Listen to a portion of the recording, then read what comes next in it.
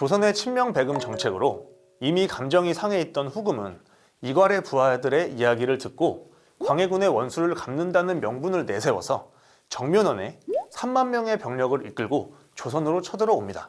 이를 정묘호란이라고 하죠. 정묘호란 당시 임진왜란 때와 마찬가지로 의병들의 활약이 두드러졌는데요. 의병이 이렇게 맞서 싸우는 동안 후금의 침략 소식을 들은 인조는 강화도로 피난을 가게 됩니다.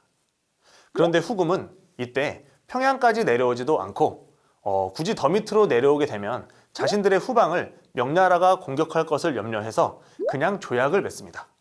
네, 후금은 인조에게 싸움을 그치고 화해를 하자고 제안을 했고요. 후금의 침략에 강화도까지 도망을 갔던 인조에겐 선택권이 없었죠. 그래서 결국 후금과 조선은 서로를 형제의 나라로 인정하고 조선이 매년 공물을 바치기로 하는 등 몇 가지 조약을 맺고 정묘호란은 일단락이 됩니다. 하지만 조선은 이후 후금과 맺은 조약을 지키지 않았고요. 이에 분노한 후금은 다시 한 번 더 조선을 압박하게 되죠. 그리고 당시 후금은 세력을 더욱 키워 나라 이름을 후금에서 청으로 바꾼 상황이었습니다.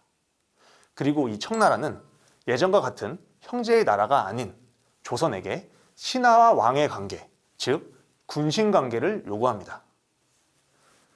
이런 청의 요구에 대해 조선 내부에서는 두 가지의 의견으로 갈라지게 됩니다.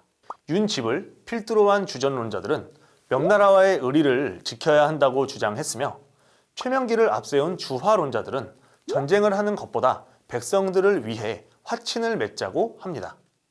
결국 인조는 주전론자들의 의견을 받아들이게 되고 청나라는 조선을 다시 한번 침공하게 됩니다. 네, 바로 병자호란이 발발한 거였죠.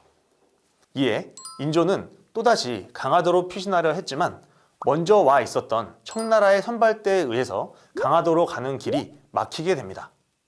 그래서 선조는 급히 가까운 남한산성으로 피신을 가게 되죠.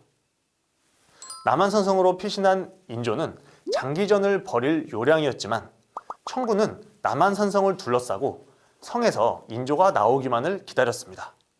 결국 산성 안에 모아둔 식량이 다 떨어지게 되자 더 이상 버틸 수 없었던 인조는 결국 항복을 하게 되었죠.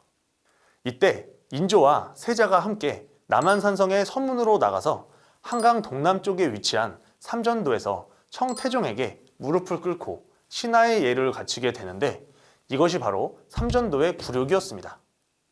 한 나라의 왕이 다른 나라의 왕에게 무릎을 꿇었으니 정말 말 그대로 엄청난 굴욕을 당했던 거였죠.